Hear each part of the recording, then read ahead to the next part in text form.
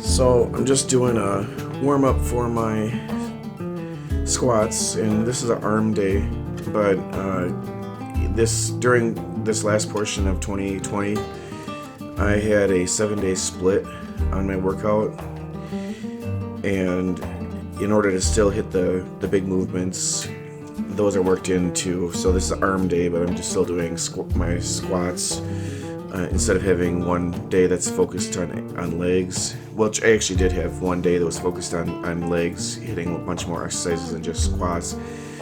But this would be an arm day, and I got squats in there too. So like on my bench press day, I would do overhead press too, even though I have a separate day that's just for shoulders, which also has squats in it. So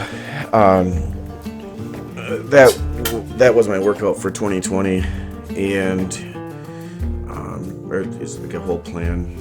And now I am shifting to a 4-day split, which still has a lot of mixed, there's squats and 2 or 3 of the days, I'm not sure, and still deadlifts come in once a week, but instead of having one day that's devoted completely to deadlifts, I'll be doing other exercises on that day. The reason I made the switch is because, yes, this workout did hit all my muscles. There was adequate time for rest, although my arms, I think, were a little bit beat up. But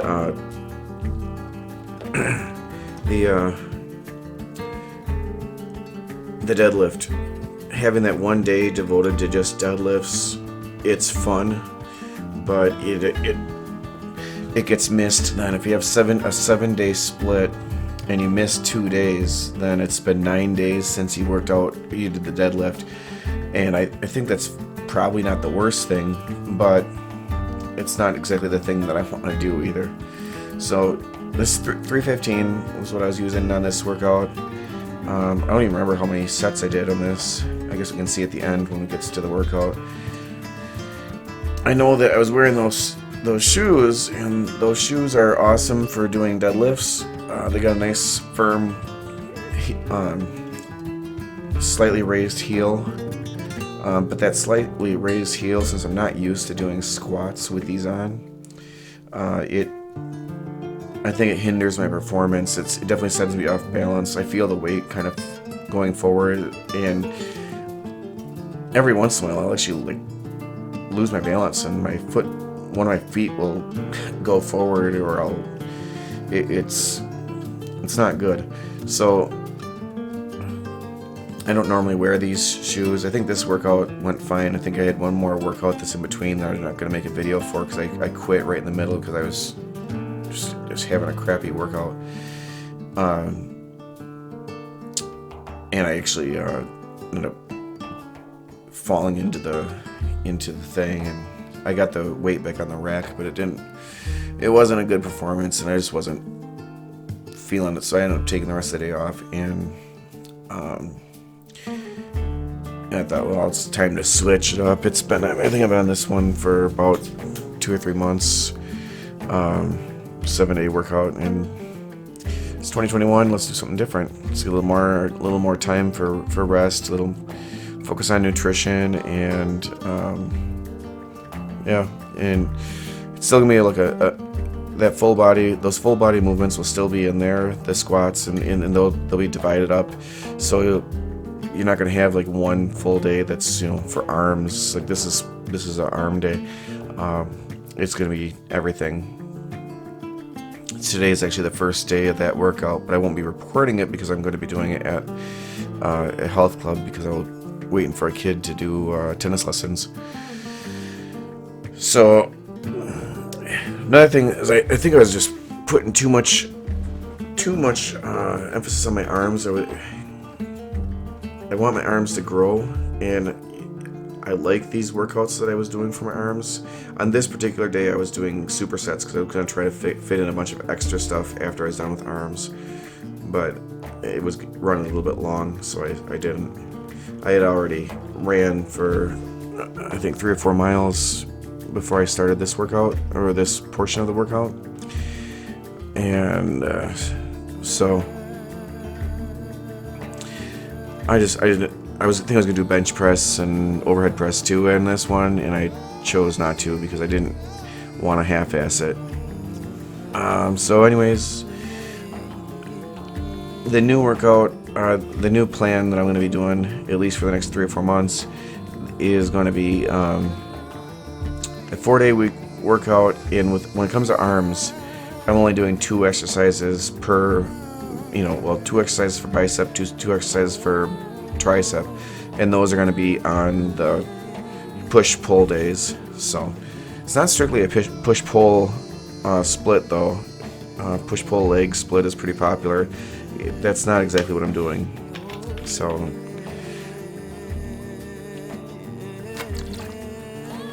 maybe one day I'll post a video and talk about that design and why I went this way.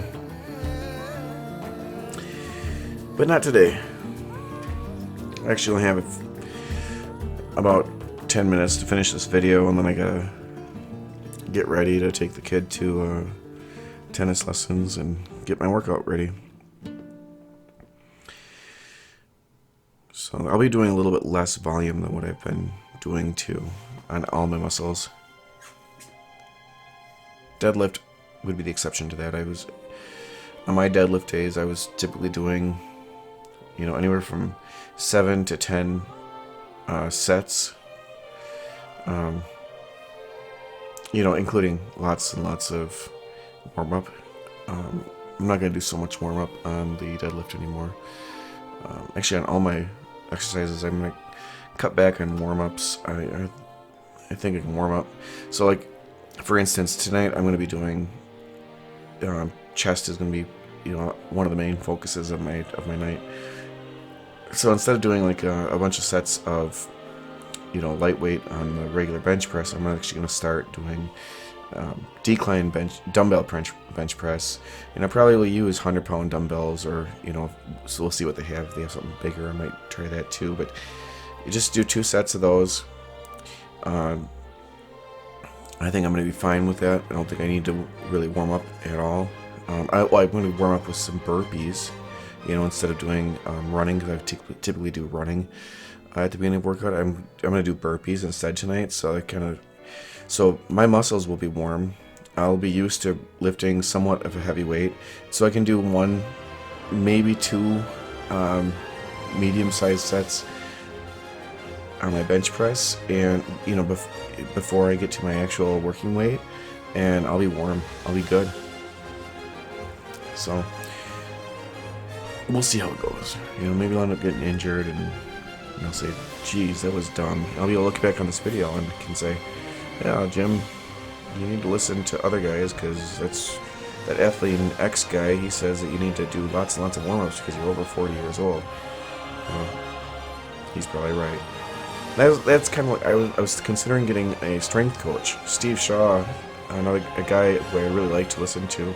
I like his videos. They're usually pretty short, but he's very straight to it. He loves to say the F word a lot. He had a program where he's offering a certain number of, limited number of people to get his coaching for a year, and you have to pay monthly. And actually, the price was fine. It was not too expensive at all, and I think it'd be really well worth it, because I'd have somebody to kind of, I could report to and just say, "Well, this is what I've done." I could say, "Well, this is what I'm feeling." I could talk about those bicep. I've had the bicep problems when I'm doing squats, or my biceps just start killing me. And there's been a few times in this past year that I've had to stop working out for a couple days because my stupid biceps are hurting. And I don't know what that is. I don't know. I know I get the same thing. I could go golfing. Every single time I go golfing, my bicep and my tricep, probably both arms too, just end up killing, and it lasts me for a couple of days. I don't have any idea why that is. I've talked to other people about it before, and they don't know why. They know nothing for me. There's got to be a reason. Anyways, so that was what I just finished, was doing the bar curl with a skull crusher split. Now I'm doing hammer curls. So I'm still doing the same thing that Mountain Dog guy is telling me to do. Go full range motion until you're about done, and then switch over and do partial reps, and just do that until you are done. I mean, then that your arms, like, I was surprised that there's not fire coming out of my shirt because it hurts. It burns. And then I switch over here to the rope push downs. So I used to try to like load as much weight on the rope push down as possible because I was stupid. I see guys doing it still now. That's a really great way to spend a lot of time at the health club and feel like you're doing something and not seeing any results for a really long time. And because I don't know, maybe some guys can respond to that, but my arms just don't respond to just trying to cheat through reps on the rope push down. But if I lighten up the weight and I do more repetitions and really focus on pulling those ropes, that's why I've used 2 ropes instead of 1 rope. So I like to pull the ropes to make sure I get my arms all the way straight down to my sides. That makes a big difference. I feel it burns, and the size, I'm getting results. So I can't speak scientifically to anything because I don't measure my body. In fact, I don't weigh myself nearly enough. I typically stay right around the same weight no matter what I do. If I eat a lot of candy, I'll get fatter. But even if I start running all the time, I just typically stay right about 200 pounds.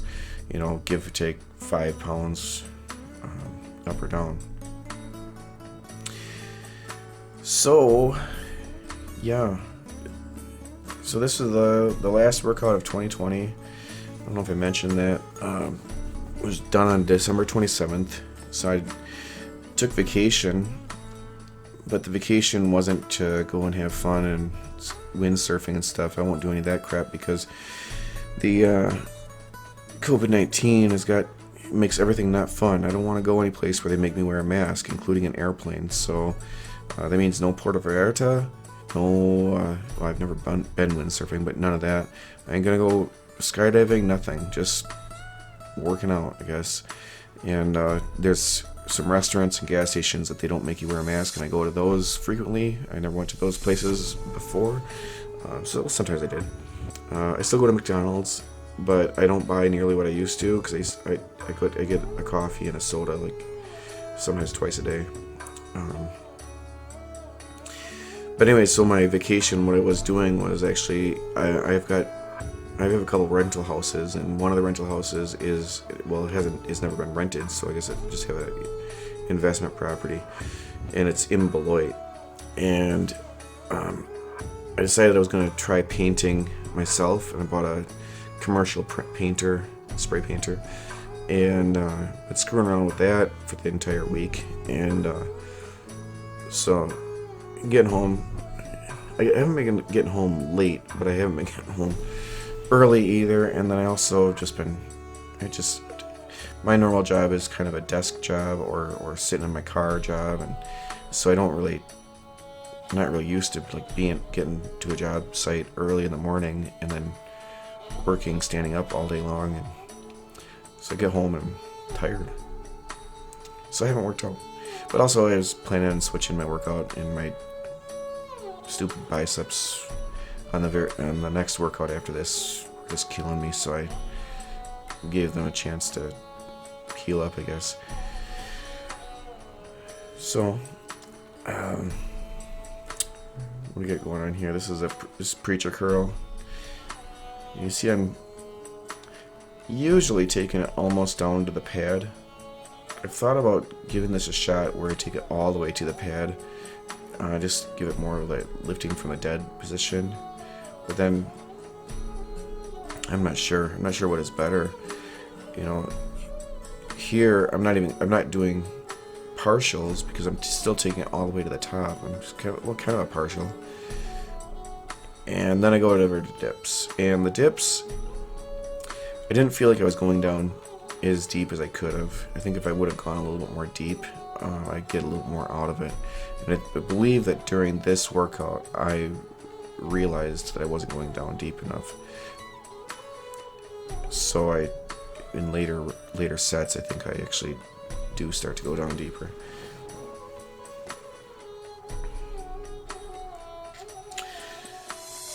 So 2021, I'll be doing a 4-day split, and see how that goes. I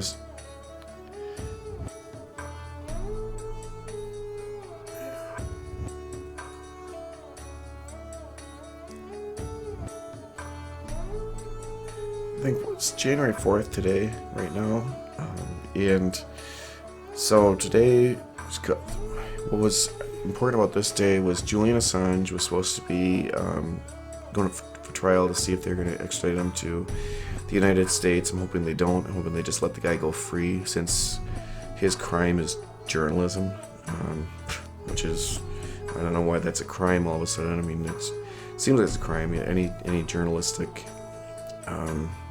efforts right now seem to be put down with Project Veritas, Julian Assange, and others that are out there.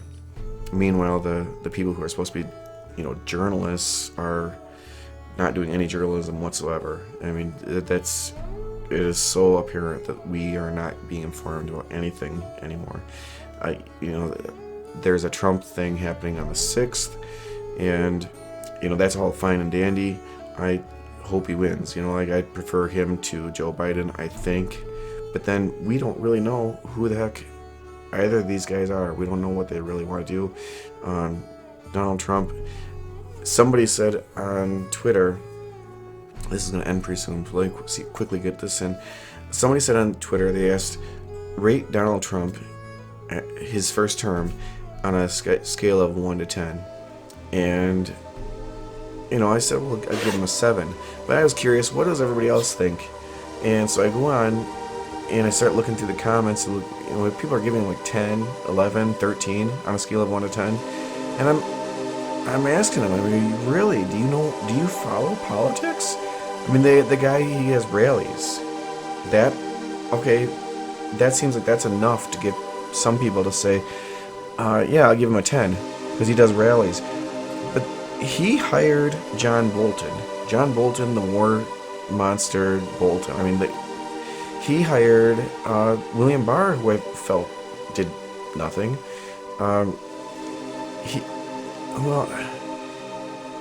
He declared a national emergency when there wasn't a national emergency. He said that, we need 2 weeks to flatten a curve. Well, no, the government has no right to shut down private business. That is not a right of government at all.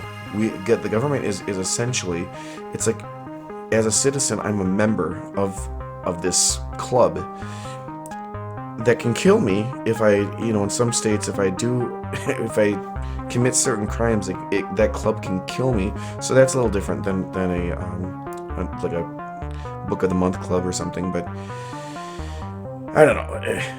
Donald Trump has done a lot of good things, and I can point to those too. Right off the bat, here we go, nice and deep on the dips. Right off the bat, he got us out of the TPP, that terrible trade deal, and then the Paris Climate Accord was also a terrible trade deal, and then the Iran terrible deal that John Kerry and Obama got us into. Anyways, okay, done talking about whatever came to my mind. Here's the workout. So this was just it was supposed to be a lot longer workout than that's why I call it post-Christmas recharge. It was an intense workout. It was fast, and but now it's over, and 2021.